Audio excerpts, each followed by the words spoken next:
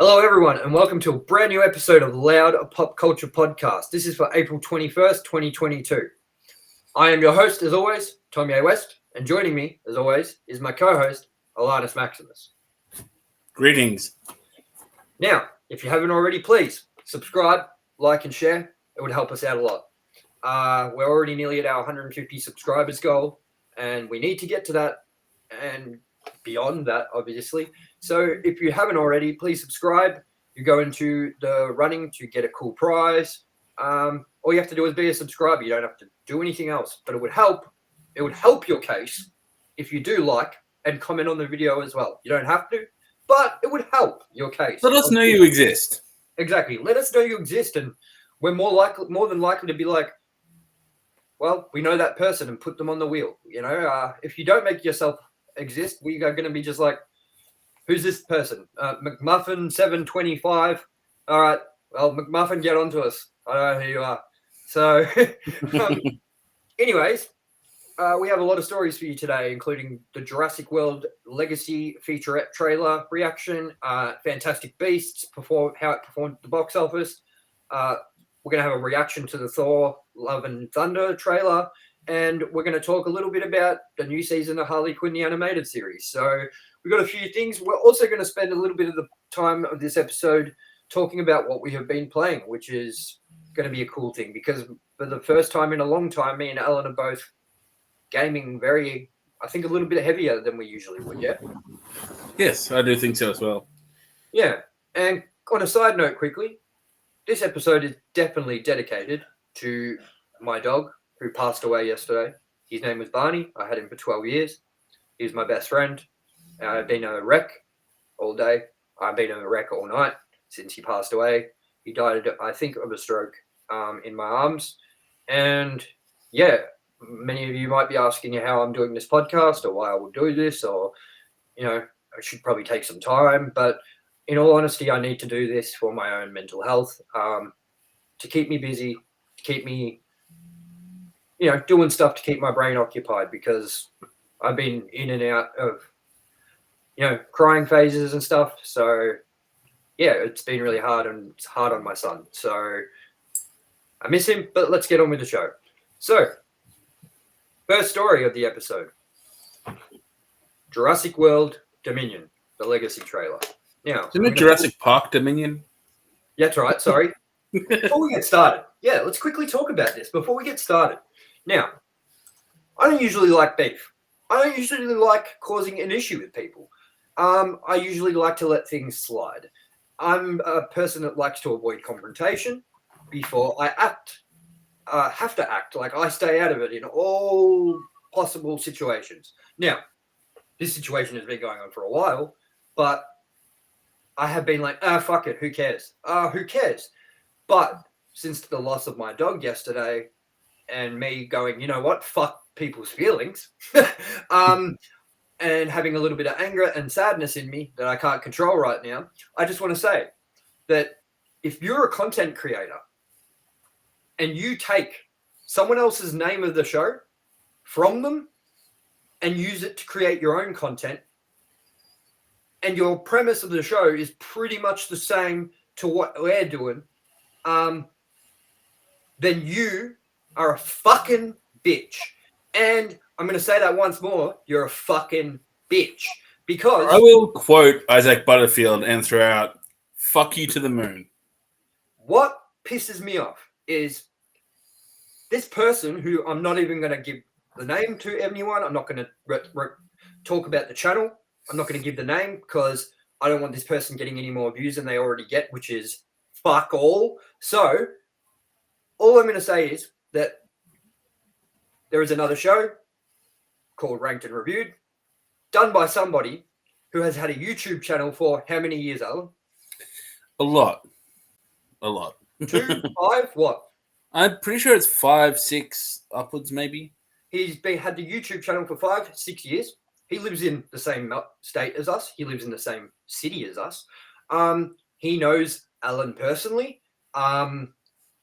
And he has taken our show called Ranked and Reviewed And first of all, he blatantly straight up called it ranked and reviewed when he started, and then must have felt a little bit of like guilt, but not enough to do the right thing and just change the name of the show. And he changes it to rank and review, like that's gonna fucking change shit. And then now he's just blatantly gone back to calling it ranked and review. And look, I'm not going to sit here and say I'm the first person or we're the first podcast to get movies in a franchise and rank them, because that's not true. We did not invent this. But we didn't take the name ranked and reviewed from any other fucking content creator. I got the idea from a podcast that I watch called Kind of Funny, and they do it, and it's called In Review. Now, they do it completely different too, where they all have to agree on one certain ranking. It's a group rank. Me and Alan have a conversation that's completely different to that, where we are talking about it. We are ranking it separately and giving our opinions as to why we are giving that rank, which makes this show a completely fucking different show, because we can have such conflicting things. And we also don't go as deep into the movie. We go more into our thoughts, our experiences, how it made us feel, rather than diving into super deep plot points and stuff like that. So our show is structured in a way that it is different to the competitors. And I'm not saying that this person that has stolen our show name has stuck to the format that we do, because it's not necessarily. First of all, it's very shitty produced. It's a person in a fucking horror mask putting on a dopey ass voice ranking Coal Chamber CDs. Now, first of all, I want to say,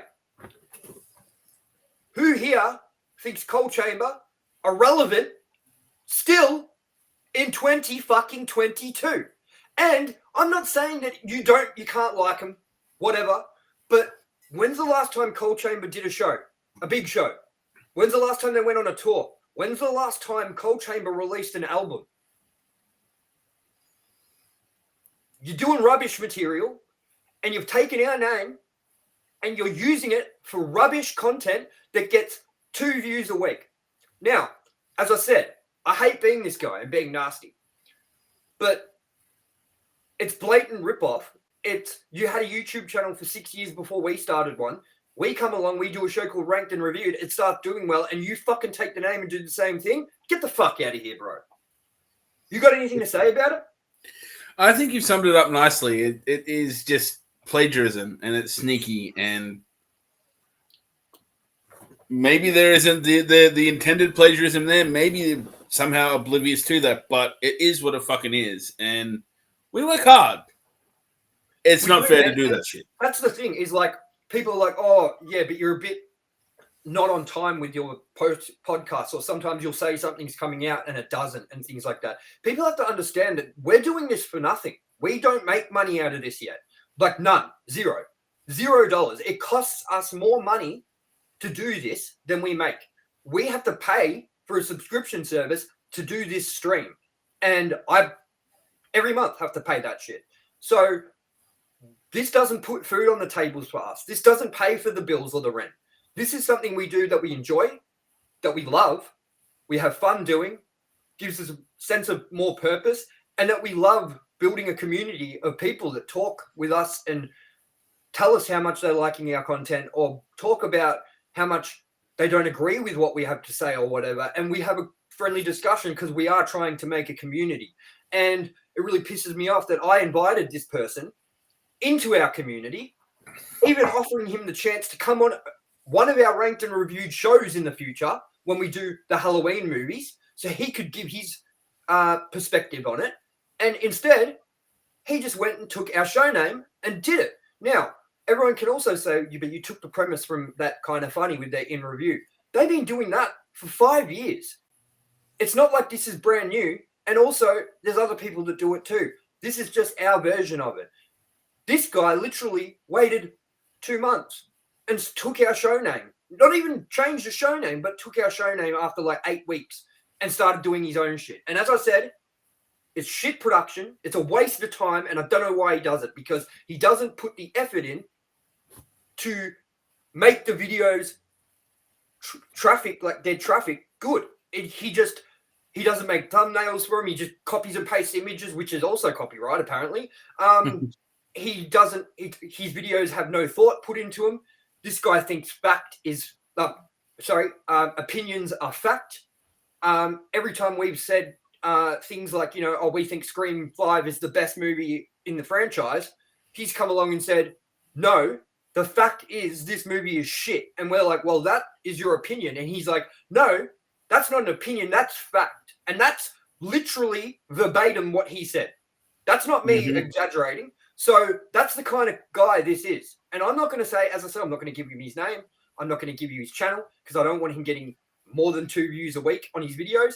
But, mate, I know if you're listening to us right now, you may as well stop, bro, because no one gives a fuck about your content, to be honest. And I'm not being arrogant, and I'm not trying to be rude and say my shit's better than yours, but it is, because I put in fucking work, bro.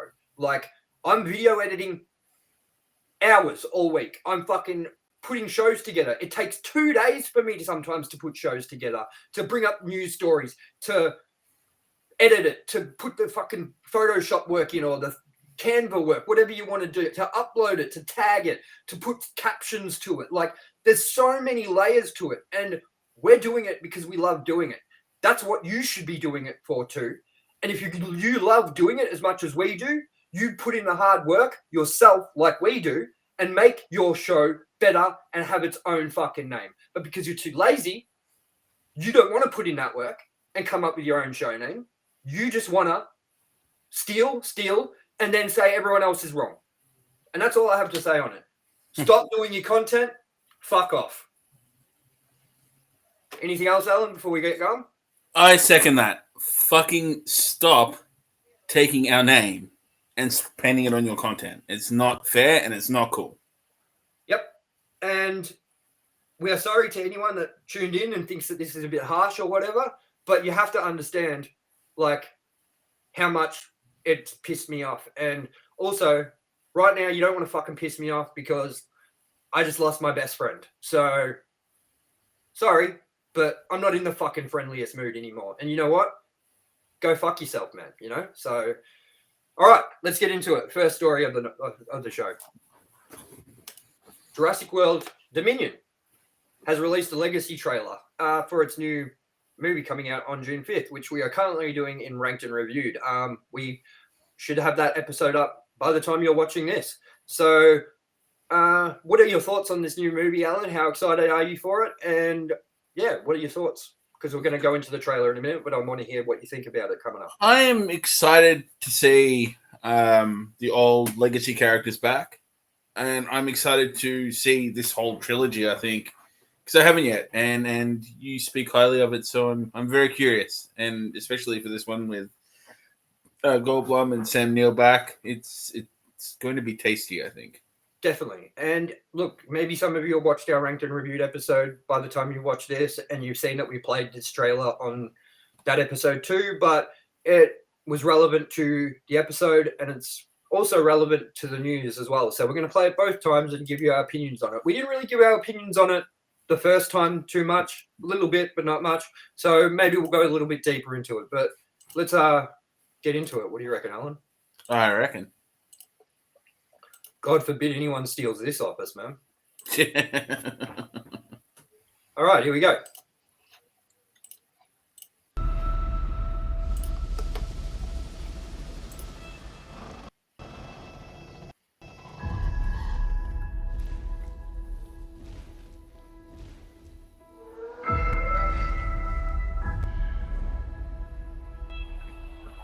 We had an enormous amount of fun on the first film.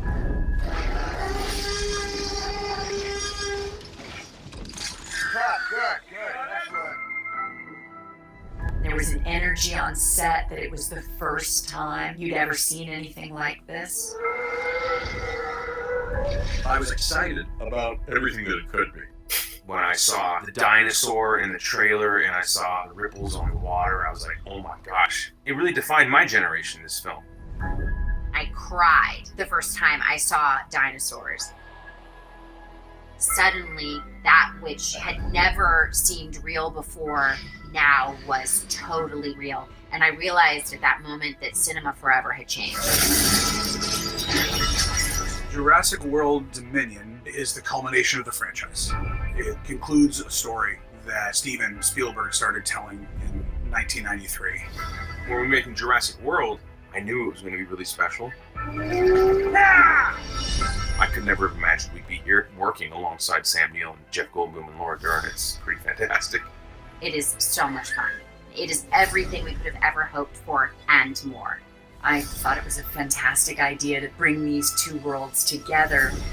It's been a great privilege to be a custodian of something like this. Our legacy characters, our Jurassic World characters, are back. Our storylines intersect. It's the convergence of the two franchises. We need to fix a terrible mistake. And most importantly, go on a true, honest-to-God, scary as hell adventure. This is what everything has been leading to. I could use your expertise. You coming or what?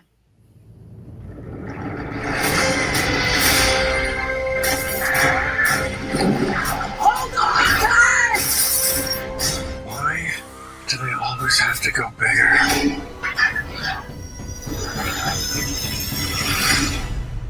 Don't move.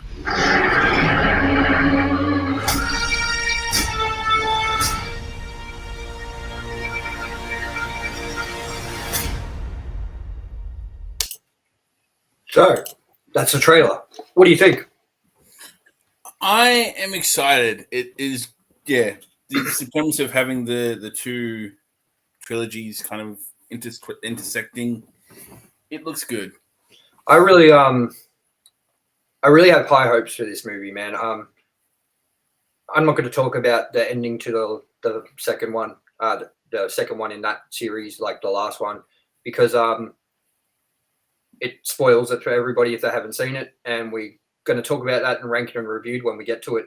So I'm not going to say it, but I thought at the end of that movie, I had no idea what was coming from this movie, and I especially didn't even have the thought or the idea that they would bring all the old characters back for this movie.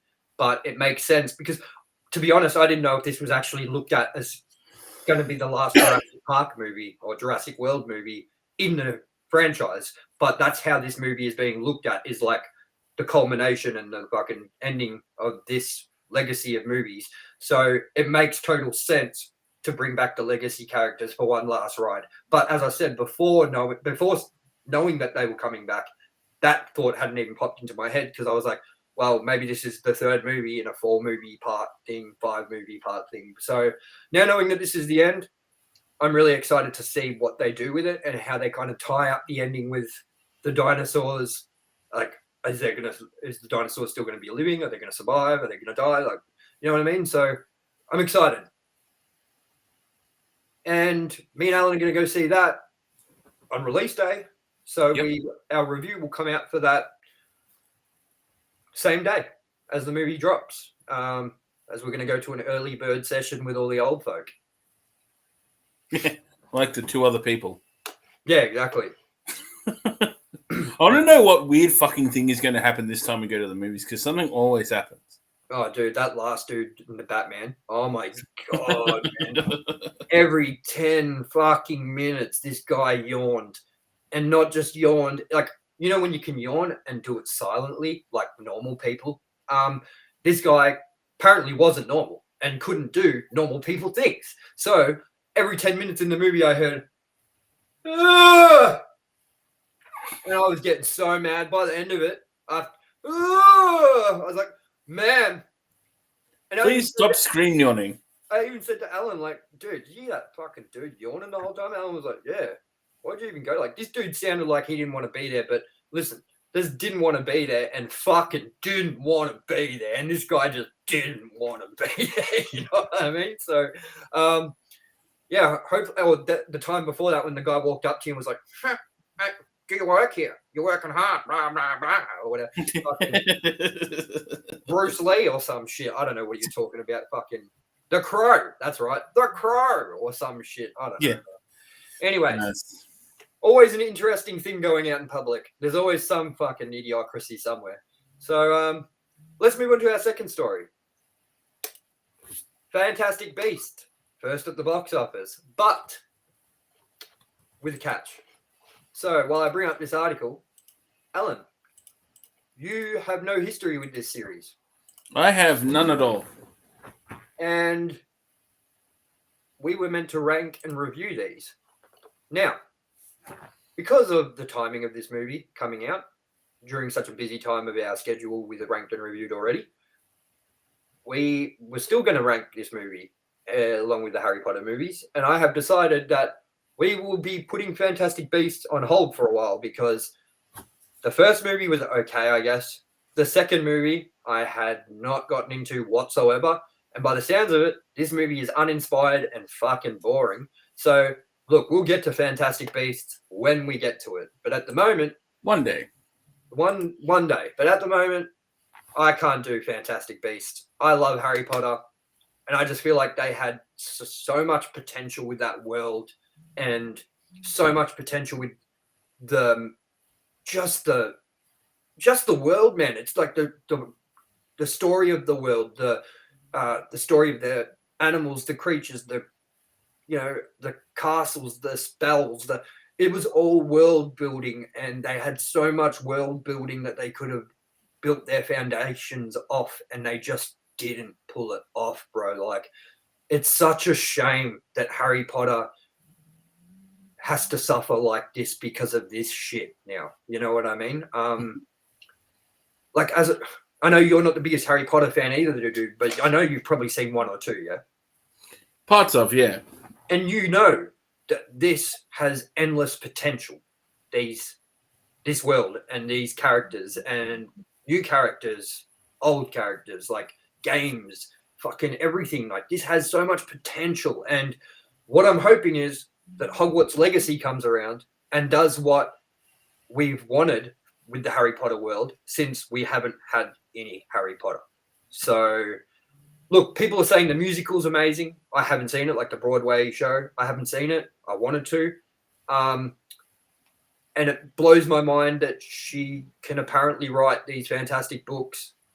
Most of the movies have been really decently, like the Harry Potter movies are decently, like, critically acclaimed, and was able to write a fucking stage show that blew people out of the water. Yet she wrote these movies and they bombed fucking shit. Like, this is... So we're going to talk about the box office, yeah? So basically, it says, this is from IGN, written by Adam Bankhurst.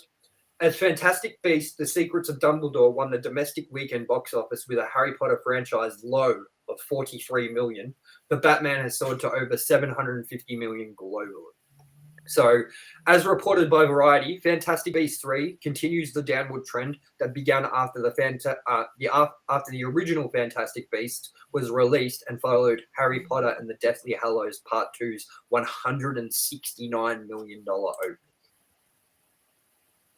So that gives you the figures of how bad this movie did.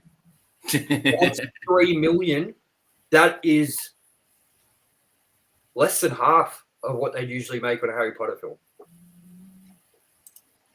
That is, yeah. It also says the first film brought in 74 million, Fantastic Beasts, and the Crimes of Grindelwald earned 62 million, and now the third entry has brought in 43. Fantastic Beasts 3 has brought in 993 million globally so far, and it's on its way to recouping its 200 million production cost. The Batman, on the other hand, continues to impress and has reached 750 million globally. The Batman remains the highest grossing film of the year and has brought in 365 million domestically to America and 386 million internationally. So that just gives you a little bit of painting the picture of how bad Harry Potter's doing and how good the Batman is doing. So yeah, it's a big shame, bro, that these did not turn out the way everyone hoped. And I know that there is supposed to be another one. I think it's 6 movies. And I don't see that deal continuing, man. I think there's got to be an end to it eventually where they go, nah, sorry, you've lost it. So yeah, I guess Fantastic Beast, not so fantastic. No. Yeah, we're going to move on to story number 3. Thor, Love and Thunder trailer reaction. Now, everyone that watches this show would know already, but I'm not the biggest Marvel fan. I especially don't like Thor. I think when I watched the first Thor movie, it was the most boring as fuck movie I'd nearly ever seen. I have no care. I mean, his brother that was played by Tom Hiddleston. He was like Loki was way more interesting and captivating to watch than Thor with my hammer. Like, just boring medieval fucking nonsense shit that I hate. You know what I mean? So, look, I know you love Thor probably, and you love Marvel and things like that. And as I said, man, I'm open to giving things a shot. Like, you were like, do you want to come see Doctor Strange with me? And I was like, fuck it, why not? You know, he's all right. Doctor Strange is fun. If you were like, you want to come see Thor with me? I'd be like, sorry, man, busy. So we'll get into the reaction for this, and I will give you my reaction. I haven't seen it yet. Have you seen it? I have, yes. Okay. But could you say that Thor does not hammer it home for you? No, it doesn't. You know who does? Home Improvement's Tim Allen. He hammers it home. All right. Let's get into this trailer, and I'll give you my reaction. And, of course, you know I haven't checked it out, as I said, because I'm not a Thor person. When I saw this trailer, I nearly yawned audibly. So let's go for it.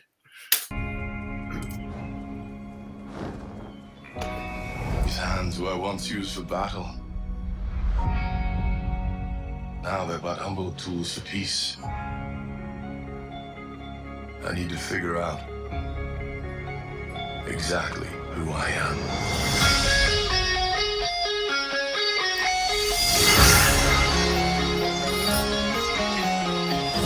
I will choose my own path. Live in the moment. I already can't. That moment where the song kicked in, Sweet Child of Mine, and his eyes opened. Oh my god, bro.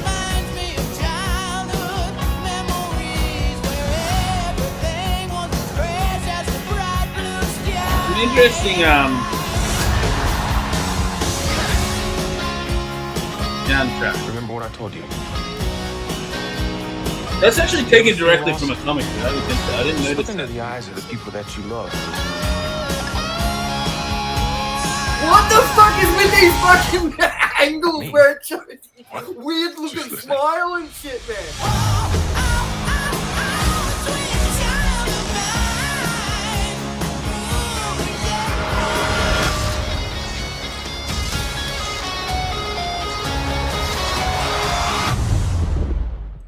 Alright, so first things I have to say.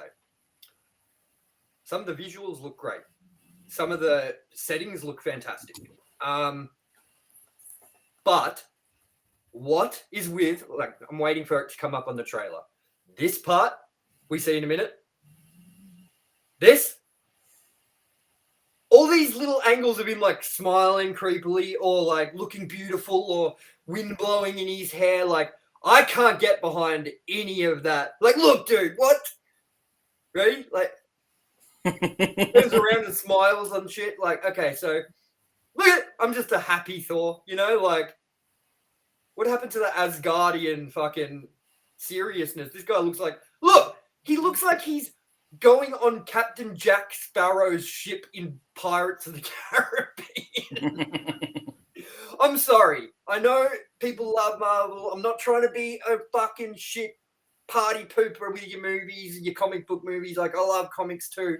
But there was some general, like this. There are some general shots in this that audibly made me laugh and I couldn't control it. Apart from that, I think it looks like it has a cool tone, 80s tone, with Guardians of the Galaxy obviously having a very high 80s tone as well, with the songs they pick and things like that. It's cool to see that it's like, I don't know, it's taking a different direction to a Thor, and it actually looks better than the original Thor movie and shit because it doesn't look like it's taking itself so seriously. Like, I'm pretty sure that changed with Thor Ragnarok. And that movie, I was like, that looks fun. You know what I mean? And this looks fun, even though it made me laugh and it's silly, some silly choices for the trailer, you know. But like this looks a lot more fun and a lot more enjoyable, and looks like something I might dig, like setting wise, a lot more than the first and second movies that were just a giant bore fest, in my opinion. I mean, what would you think about the original Thor movies compared to like Ragnarok and maybe the tone of this one? Do you prefer this tone and the fun tone, or do you prefer the original tone they went for? I like the introduction of the comedy. I just hope they're not overdoing it in this one. Like, it was balanced pretty well in Ragnarok. But my takeaway from this is that there's nothing that looks like it can be like taken seriously. That's a blatant joke. Like his smile. It made me laugh so hard. Dude, he just but it's a pretty intense story that they're drawing some things from, like Christian Bale's villain character is pretty cool. I hope it doesn't get turned into a massive joke. I hope that they still keep the serious element like what Ragnarok had. How would you compare this new Marvel extended universe phase compared to the first phase? Because this is phase 2, yeah? This is phase 5. Fuck, man, are you kidding me? But wait, I thought like phase 1 was all the way up until like Iron Man died and shit. Yeah? That was phase 1 was up until the first Avengers movie. Okay. So, well, when did this phase start? I think what was the movie that finished, but was the last phase? What was the last movie? Well, it might be phase 4. It's either 4 or 5. It used to go by the Avengers movies for the phases. Then so, like, Avengers 2 would have been the end of like phase 3. Avengers 2 was the end of phase 2.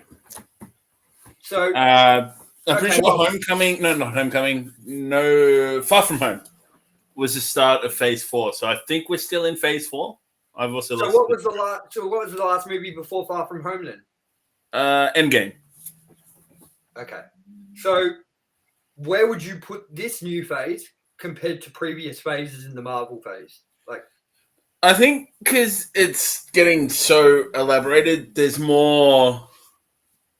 There's a couple of movies I think it does. Like, I really don't like what they're doing with Miss Marvel. I don't like what they've done with Captain Marvel.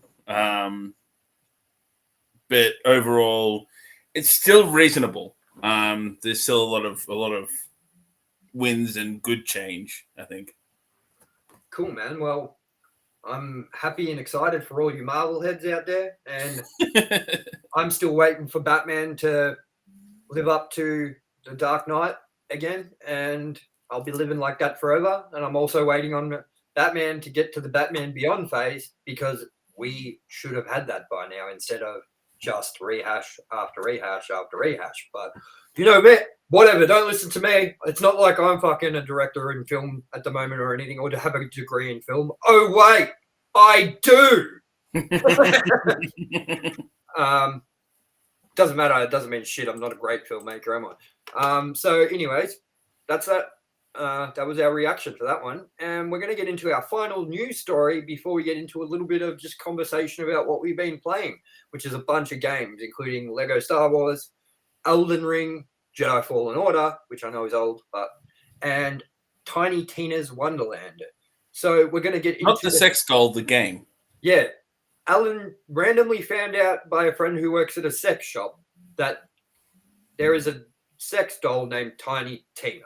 Now, there is a game called Tiny Tina's Wonderland that just came out, and in the confusion, the guy was like, what are you talking about? Are you talking about a sex doll? So me and Alan are thinking we should buy one, blow it up, and have it on the podcast with us every show. I don't know, man. It'd be really embarrassing if you used it and then didn't clean it, and it was just sitting there with this gross stain all over it and shit. Enough of You that. slowly put more and more puncture repair patches on it as well. It's every episode. It's a little flatter.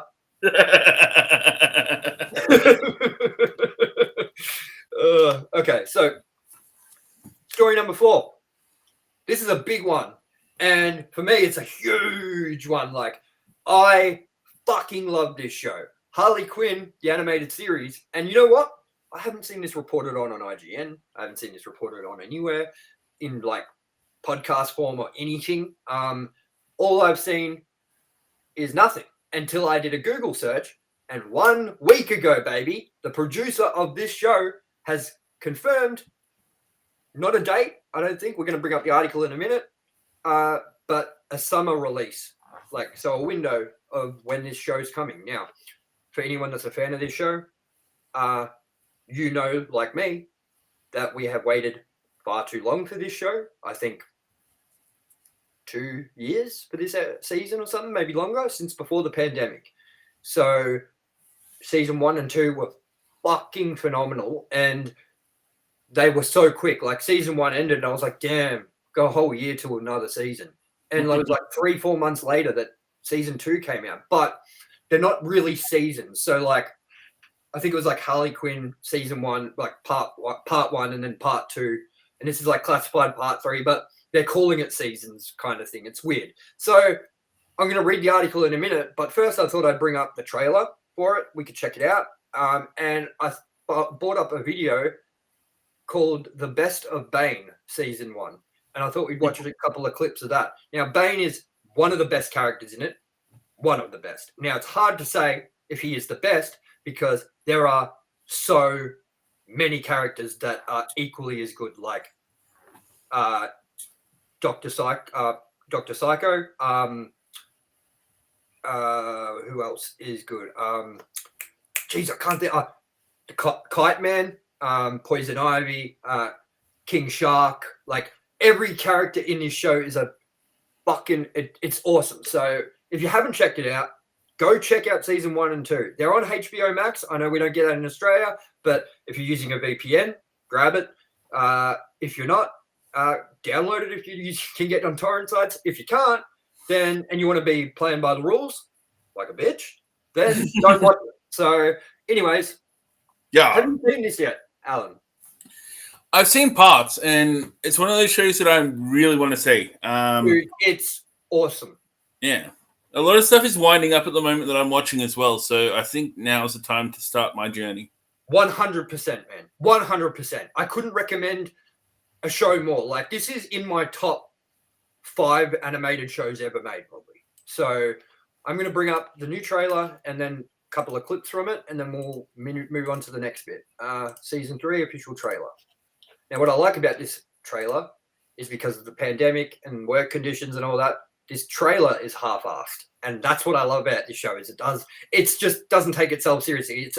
It's a rude, adult, very fucking profanity-filled Harley Quinn animated series. So this isn't for children, just a side note. Let's go. Gays and gays, fancy meeting you here inside Starro's beehole. Look, we all know why I'm here, okay? To present a little something for season 3 of my show, which was announced in 1972, and here we are in 2021, and 2 whole generations of animators have been burning the midnight oil on it, and the season is still not finished. And those poor artists died of acute carpal tunnel for nothing. Sorry to interrupt. Are you still vamping? Yes. Did you get the season 3 footage from HBO Max? It is currently being uploaded onto the Fandom server. And this is only happening now because the hard drive containing said footage looks like a piece of sushi, and I ate said hard drive. But it's being uploaded? It is. So you passed the hard drive? The hard drive is wireless, and it is very much still inside. High speed? Oh, my metabolism? Yes, I'm lucky.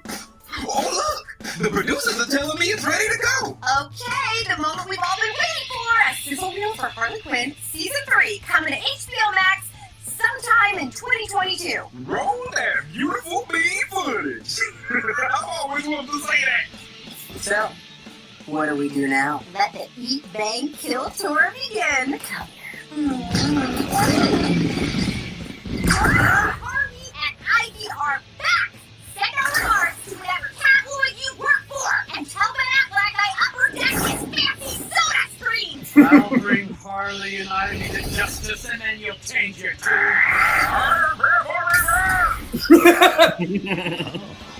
I am. To us, together at last. Partners in crime in every sense of the word.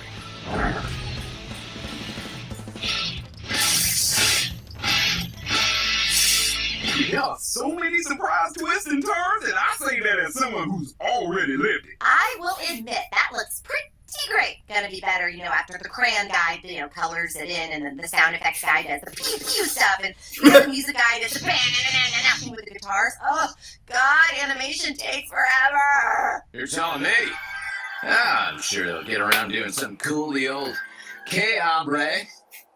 Any minute now. Yeah, don't worry, you look great. Well, there you have it, folks. Enjoy the rest of fandom, I guess. And please remember all the cool stuff you saw earlier, and not that. And get ready for more of this soon. That's all I can move right now. Okay, we're done here. So that's the trailer, and I'm going to quickly read the article before we get into watching a couple of clips of Bane. 1 second. Just trying to. Here we go. So the article is from thedirect.com. This is written by Russ Milheim. At one point in time, the Joker was. I'm not reading all that. I don't care about this shit. I just want to know about this show. The showrunner and executive producer of HBO Max's animated Harley Quinn series, Patrick Schumacher. Schumacher. Let's just hope that they're not brothers. Took to Twitter to tease when fans might see the show's release for the world's viewing pleasure. In this tweet, Patrick Schumacher said he's not allowed to tell what the specific air date is, but Schumacher did throw out the not so subtle hint that it will drop in the time of year that rhymes with summer. Oh, God. Summer. SCHUMMER. I have a feeling he's related. I have a feeling. What was his name? What was his first name? Patrick. Yep. That's it. And we'll find out. Yeah, and so yeah, that's basically the short of it. And we're just going to pull up some clips that I wanted to share with Alan because Bane is fucking amazing. So let's have a quick watch of this.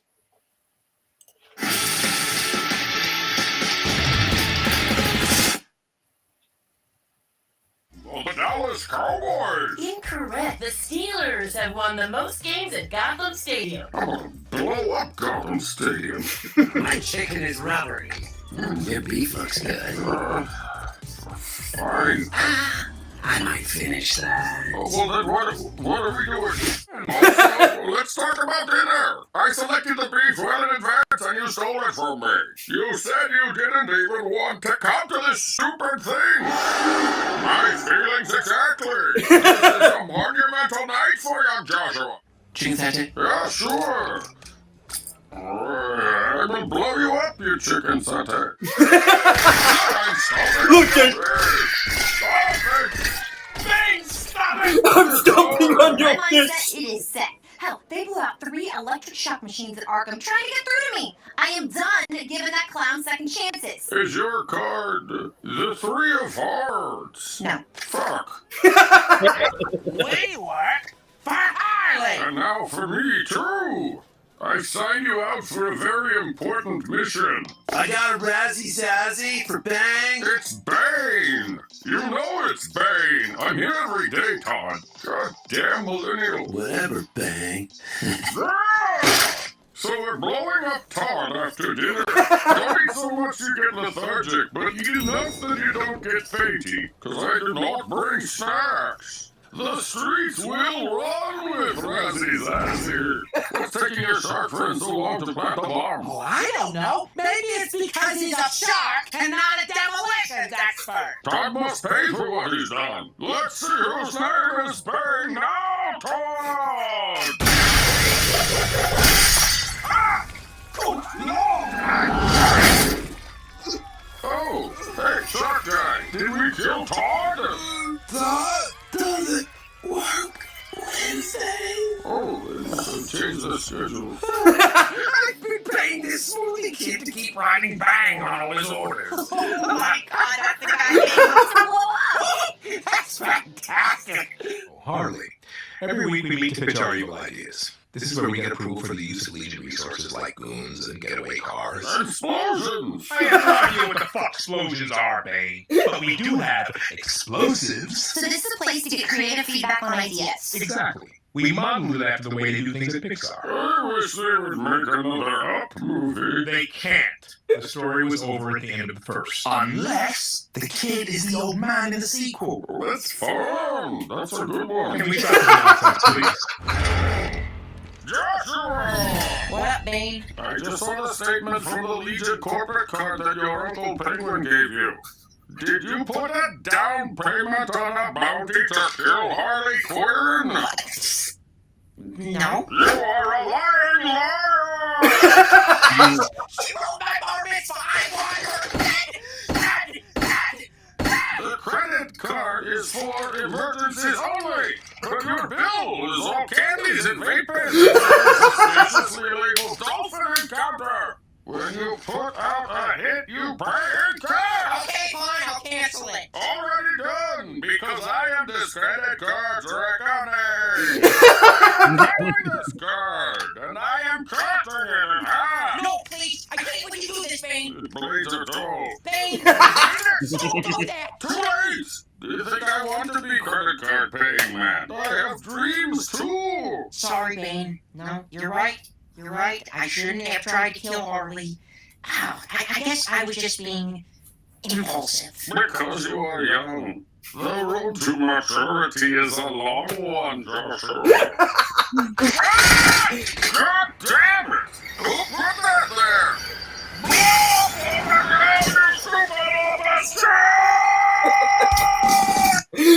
So, Bane is awesome in it, but so is Kite Man and everything. I love it. The streets will run with Razzie.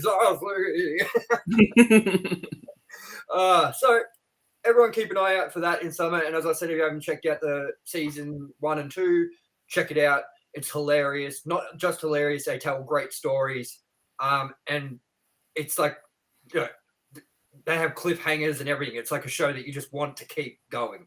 And I know for a fact that people that don't even like Batman like this show, because I will let one of my friends watch it who was staying with me one point, and she loved it. So, and she's not a Batman fan at all. So with that, that's the news stories for the week. We're going to get into a little sort of 10-minute conversation, maybe a little bit more, of what we have currently been playing video game-wise. Now, I'm going to bring up the first one that we've both been playing a little bit of, and that is Lego Star Wars. Now, Alan, first of all, I want to get how long you're into the game and what your thoughts are and what you think it compares to other Star Wars games, like how it compares and that sort of thing. I am just starting episode 2. Yep. So not a long way in. So wait, are you doing like the Phantom Menace first, and then Attack of the Clones, or are you doing New Hope, Empire, blah, you know? I started with Phantom Menace. Okay, so I started with New Hope because I wanted to go the order of the movies coming out.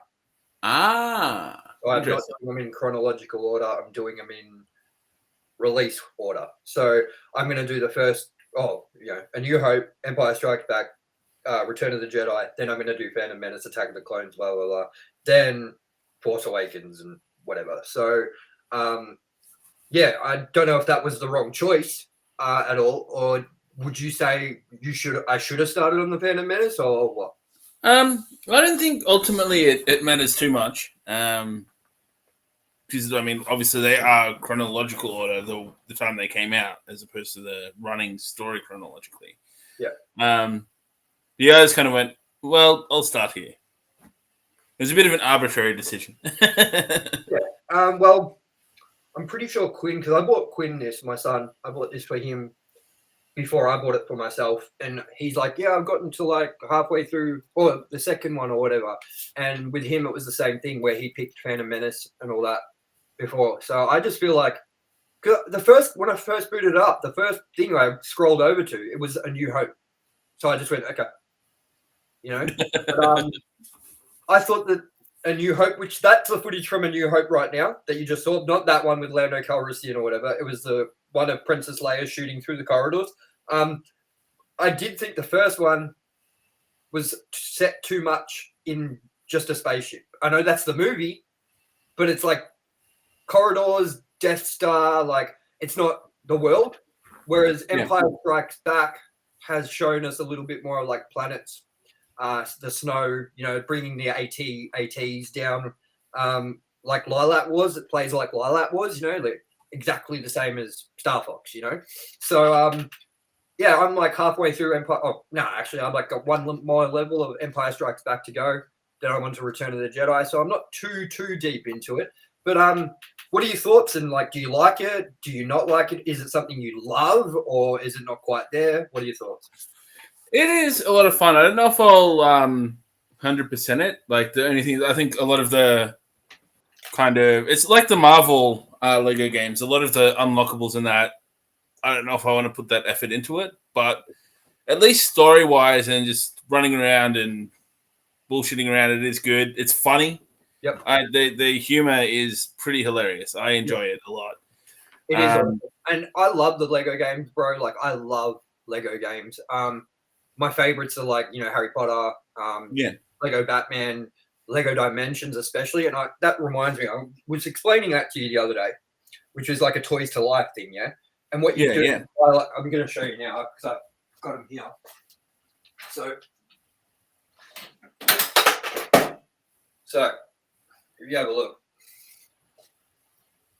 that's bringing it up. That's the toy pad. I've got like the Bat computer as my setup. I've got Bad Cop, and like this is like the Bat wing and stuff. And you can put it on the toy pad, and it'll come into the game. And there's like all unlockables and stuff, like depending on the characters you have. So like for example, I've got like Batman on the toy tag. I got Wild Style. I got Robin.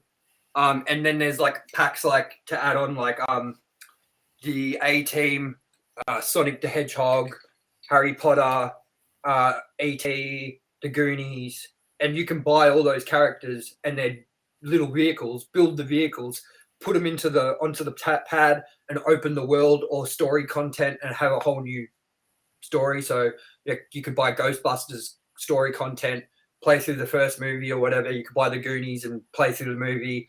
You could do The Simpsons, and it was playing through the Chili Festival episode. That's cool. So yeah, I mean, if you ever get around to buying it, you can't buy it digitally. You have to buy a hard copy of it because they haven't put it up to buy on its own, which I think is a big mistake for people who are crossing into the digital realm of consoles and don't now own a disc drive, but still want to play that game. They can't physically play it, even though the toy pad still works plugging it in.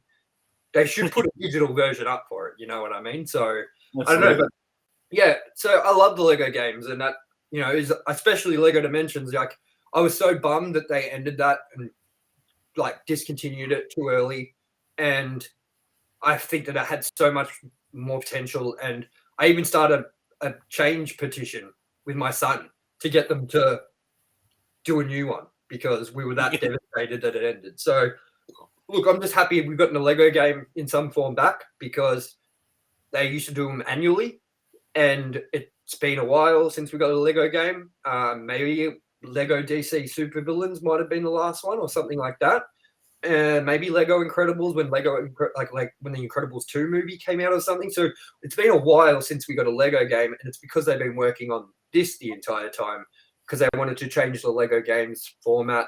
So instead of it being sort of like top-down-ish or 2D-ish or whatever, in occasions it's like third-person, over-the-shoulder action like a normal third-person game. So, and look, I'm not the biggest Star Wars fan, so I mean, I'll take it. It's a Lego game and whatever, but I'm playing it because it looks fun. It is fun to play, but I have really no investment in the actual series itself or the story, even though I'm enjoying it and think it's funny as well. So, I mean, that's my take on it, is that it's a really great Lego game. It's a really good game, but if you're not a Star Wars fan, probably stay away from it, especially if you never liked a Lego game before. or have no interest in Lego as a property either, definitely stay away from it. But if you're into Lego, maybe not so much into Star Wars, you still might dig this. Like, I can say safely that if you're into either of Lego or Star Wars, you'll like this game. So basically, I'd probably give it a 7 or 8 out of 10. Yeah, I'll probably put it around the same as well. It is fun. And, yeah. Cool. All right, so now we're going to move on to something that you've been playing and I haven't been playing, and that is Elden Ring. That is a contrast as well. Like, it's weird going between those two games. I can imagine, bro. Now, like, look, I have been hearing nonstop awesome things about Elden Ring, and I love open world games, and some RPG open world games are fun, you know. But look, I've always struggled with RPGs like Skyrim and things like that, The Witcher, because there was just an abundance of shit. And I would always find myself running into an area where the levels are so fucking high, and I'm getting my ass handed to me and shit. And I just found it boring and stuff, like RPGs. And then I found a new love for RPGs when the Assassin's Creed games swapped from being like an open world third person game to more RPG heavy. And I realized that I love this like RPG, but I think it was like, you played any of the new Assassin's Creed games? I played Valhalla. Now, how RPG is it compared to a real RPG? Valhalla or just that formula they're doing? It's pretty close. Like, I would say it's definitely firmly rooted in the RPG genre. Because I've heard that it's like RPG light almost. It's like third person open world still with very light RPG mechanics, rather than be The Witcher, which is a full-blown open world, but it's an RPG at its core. Now, I'm not into RPGs, so for Assassin's Creed adding the little elements of RPG that they did, that was enough for me to be like, I like this, but I don't want any more. You know what I mean? So tell me how much Elden Ring is an RPG compared to it being a Souls game, compared to it being just a direct open world game, so I can justify my suspicions that I wouldn't like it, or maybe correct my decision and maybe say I would like it. So it is reasonably RPG heavy. I think you have to think about how you're leveling up as well. It's the main thing about it is it's an incredibly punishing game. Like, one of the first things you do is you run into a boss that will maul you every time. And even just general infantry, if you're lazy in how you play, they're going to kill you. Pretty much anything you fight can kill you quite easily. It's a fairly intense game. Has some things I don't really like there's no quest journal, which to me that it doesn't make it difficult. It just makes it annoying because I have a shit memory and I don't want to have a notepad while I'm playing a game. So it makes me feel a bit directionless. Is there no mini map or no icons? There's a mini map. There's no icons, right? What was that? There's no bunch of icons and stuff. Yeah, it's just like you come across things. Yeah, that's it. There's some, but it's also you have to locate like a fragment of the map, and it'll give you the layout for that tiny area of the map. Then when you go to another area, which I haven't even done yet, you won't have the full details on the map until you find that actual map fragment, and it'll give you more detail.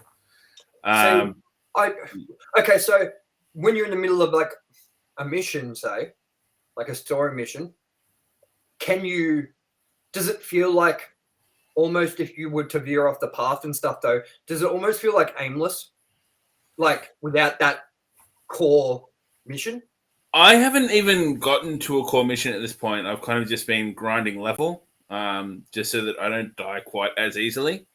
See, to me, that's what I hate, is the fact that I'd have to go into this game and be like, oh, better just fucking slay shit for 3-4 hours to get myself leveled up. Like, that isn't a game that speaks to me. And I'm glad it speaks to so many people, but how does this compare to the hype train that it's on at the moment? I think I'm not as amazed by it, but I'm not huge into the Souls games. Like I've only played Dark Souls 1 and I wasn't blown away by it. I didn't bother with the others. So this is kind of my second trip into it, which I think I enjoy this a bit more.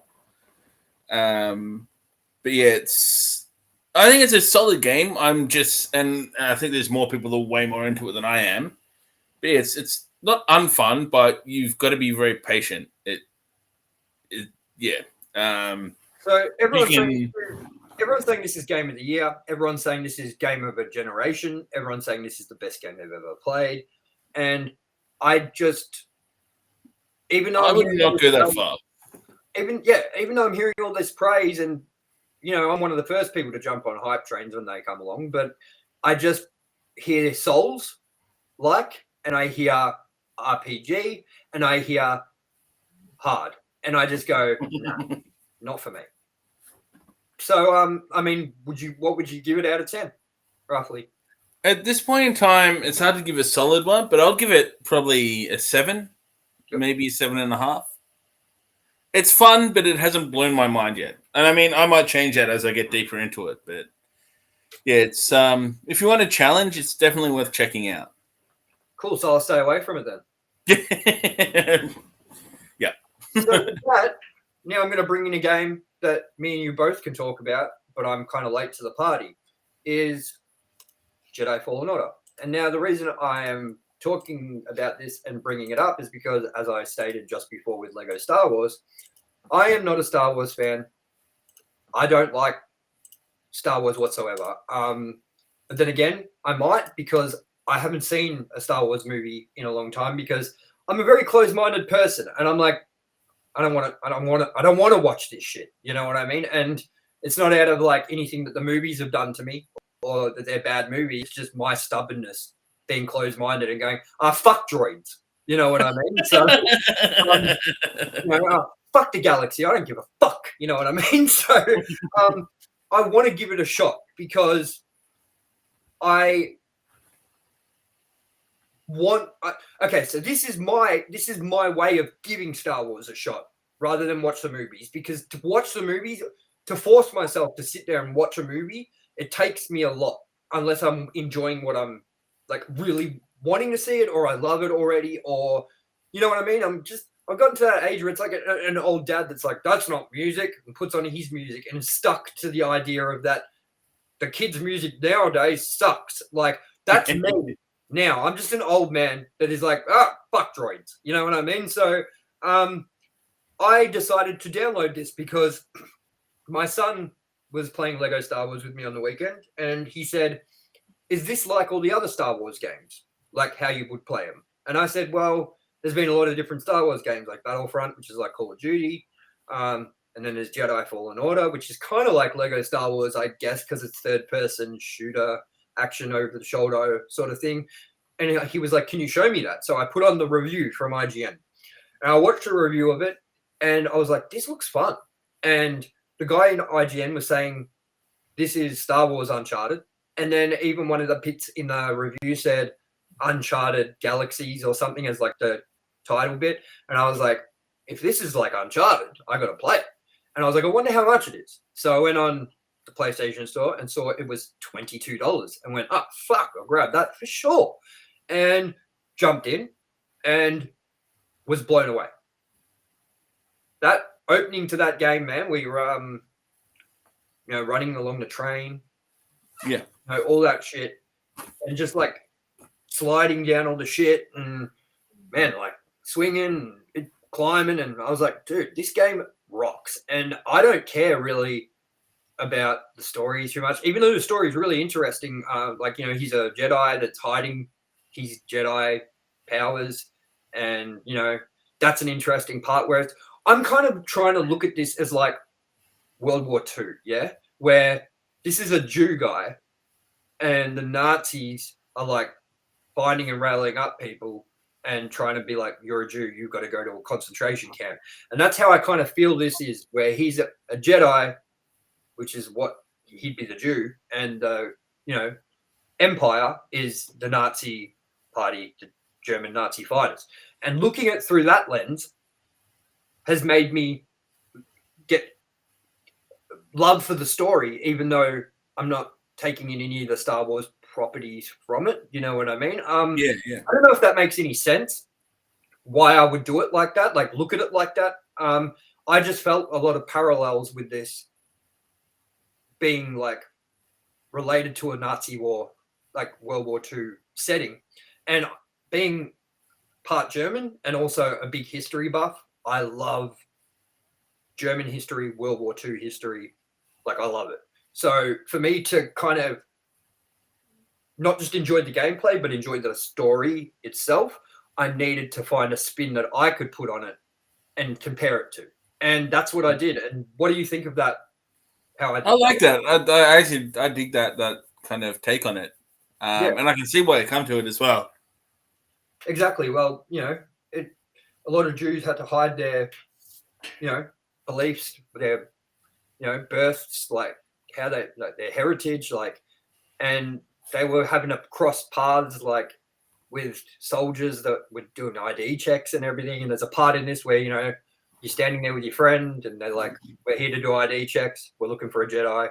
And he tries to speak up and then, you know, you're pulling your lightsaber out, ready to go and shit. Like it just, that for me to come to that connection, it must have spoken to someone else like that out there too, surely. But that's how I look at Harry Potter, is Voldemort being a Hitler and Harry being a Jew or fighting for the Jew people, which is the wizards and the whatever, you know, so, and the muggles as well. So fighting for peace and prosperity between muggles and wizards, whereas Voldemort's like half-bloods need to die and things. And apparently J.K. Rowling wrote those parts around Hitler and World War II. So there are a lot of things that you can compare that to with, you know, so Jedi Fallen Order, I was able to do that and kind of see an underlying tone with it and not just enjoy the game because it's fucking really good, but enjoy the story for what it was, even though I'm not a Star Wars fan and know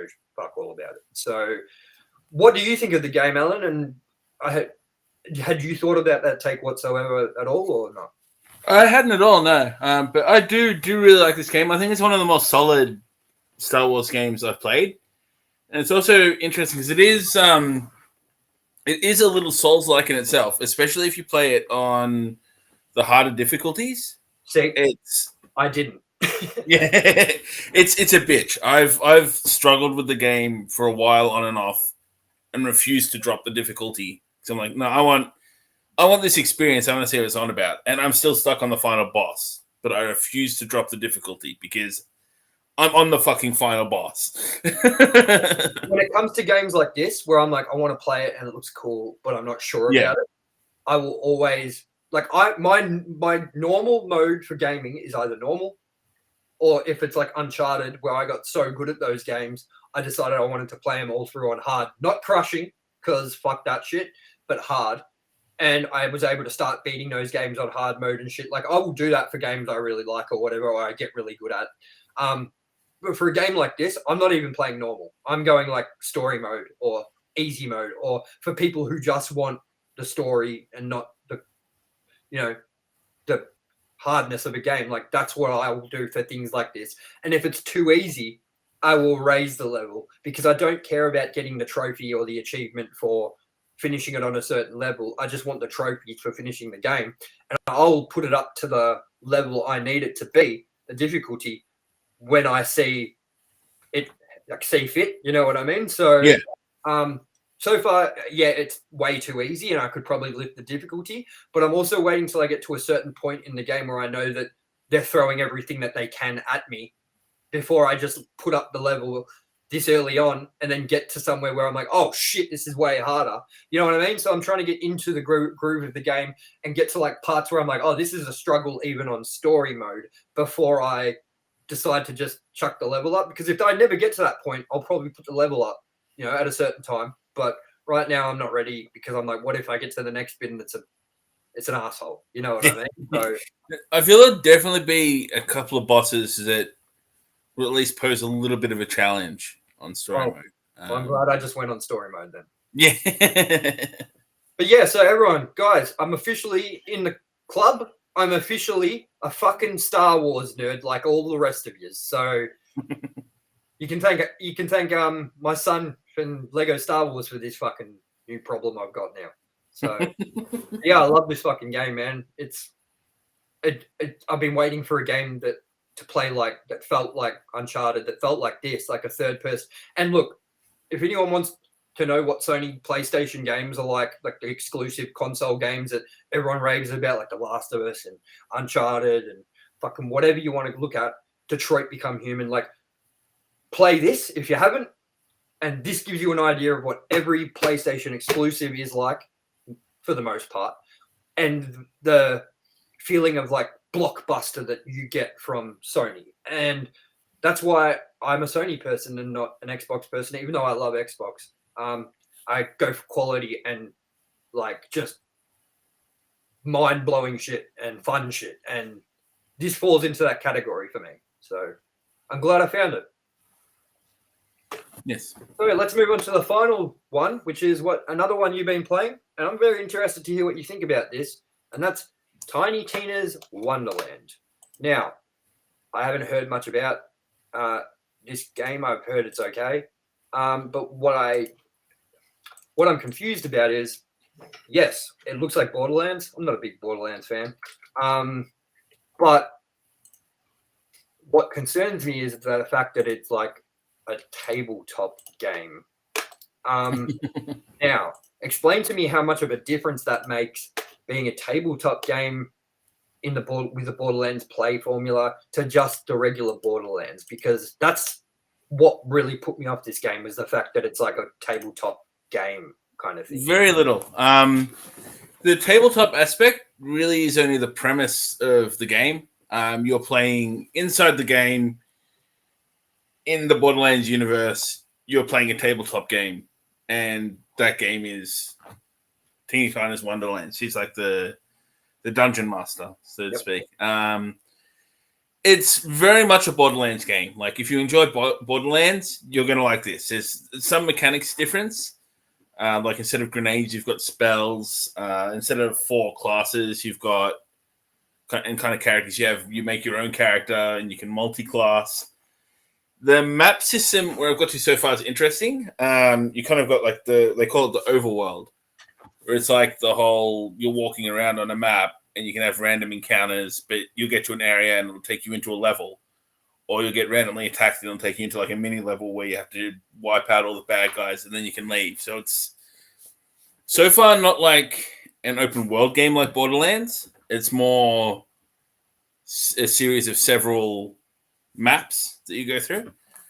Is I think the main kind of difference that might make people kind of go, ooh, a little bit, but it's weird, man, because when these trailers were first shown, we didn't see any of the tabletop aspect to it. It just looked like a spin-off from Borderlands set in the Tiny Tina's world, which is already included in the Borderlands world as well. So it just felt like that was like a new game in the same universe. But then when it came out, everyone was like, oh, but it's got this tabletop aspect. And they released new trailers like the week it dropped where it showed like the tabletop aspect. And I was like, what the fuck?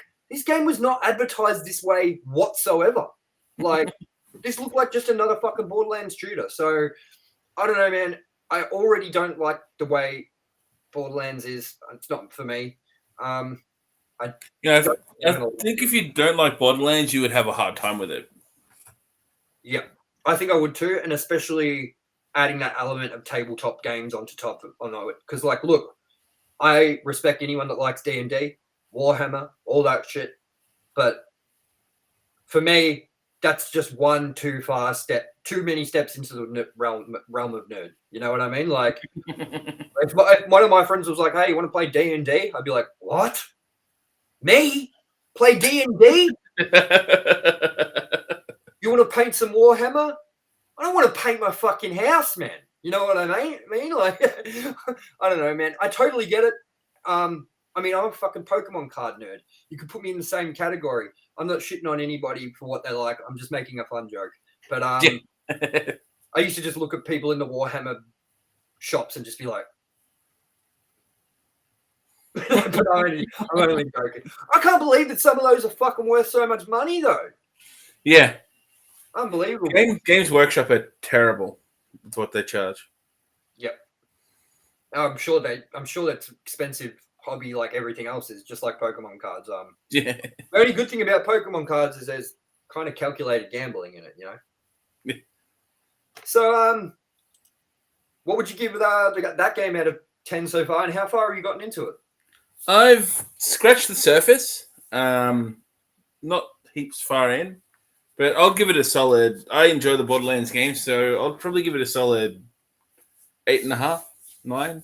Nice. I'm having fun with it. I just really enjoy the humor with it as well, and it's kind of, it doesn't take itself seriously, and it's pretty funny, like piss funny when it does make its jokes. So awesome. Yeah. Cool. Well, I think we pretty much covered everything for the day. It was a bit of a longer episode. I know 12, 14 minutes of it was ramped up with some insults to our thief. But the plagiarist. Yep. I don't know if that's a word. Plagiarizer, plagiarist. The bitch ass content creator that has no views and no fucking support. Hey man, you know what? This Cold Chamber CD is better than this Cold Chamber CD. My mum bought it for me. Anyways, thank you for joining us on this very long episode of Louder Pop Culture Podcast. If you haven't been aware yet, we have done our Jurassic Park ranked and reviewed episode. It should be up by the time you're watching this, so go check that out if you haven't checked it out. It was a fun time, wasn't it? Alan! Next episode, man, I'm getting a sock puppet dinosaur. Or just going to put googly eyes on one of my I'm socks. telling you, dude, I'm going to download that, YouTube to MP4 that fucking clip, put it into Premiere Pro, snip that little Alan bit out, upload it into our stream thing, and then every time I'm going to say Alan or whatever, well, not every time, but I'm going to surprise you with some Alans every now and then, man. I totally forgot about him. Whose fucking idea was that? Anyways, that was our Louder Pop Culture Podcast for April 21st, Thursday, April 21st, 2022. As always, I am your host, Tomye West. Joining me is Alannis Maximus. If you haven't subscribed, please do. Alan! If you haven't subscribed, please do. Also, go over and check out our Facebook page and leave a like it or a follow, and that way you can keep up with our content and the things, and maybe even see some posts about bitches stealing our content. And also, yeah, please check out our ranked and reviewed series. We're leading up to Jurassic World Dominion and Jurassic Park Dominion, sorry. Correcting myself to the wrong one because I'm sick of people correcting me. Yeah, we can't wait to do that, and that'll be out on the same day the movie releases, which I think is June 5th. I checked it. If not, it's in June, so we'll get it. And we'll come back to our Batman ranked and reviewed series in June once that finishes, where we will leap off the Gotham City Bank building into the Dark Knight trilogy, where we're going to fight that bitch-ass Scarecrow and that bitch-ass fucking Ra's al Ghul. So, anyways, thank you for joining us again, and stay loud. Peace.